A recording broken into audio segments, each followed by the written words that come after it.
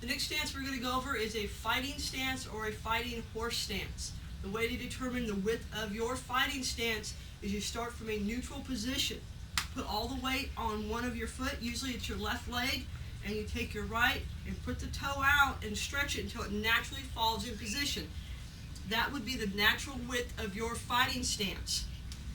So if you were using a line to help with your relationship, you would have one foot on one side of the line. You would take your front leg and stretch it out until it falls, and the toe would be on the other side of the line. So you would be on a heel-toe relationship. And that would be the width of your fighting stance. You don't want the stance too wide, otherwise when you go to move, you're going to have to bring the leg up to be mobile. If you're too short, you won't have any power to generate any of your strikes or kicks. So you have a fighting stance starting from the line.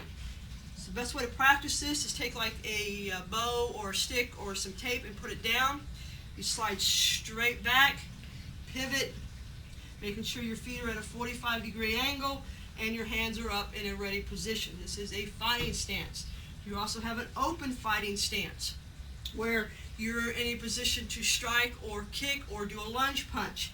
From here, you have your stance open. Your foot or your back foot, you're on the ball of it with most of the weight, about 60 to 70% of it. Heel's not off the ground, but it is ready to push. This way you can do right into your kicks or into your strikes. So again, a fighting stance, you start from a neutral stance. You step straight back, pivot, making sure your feet are on a 45-degree angle. You're on a heel-toe relationship, knees slightly bent like a horse stance, and hands are in a ready position.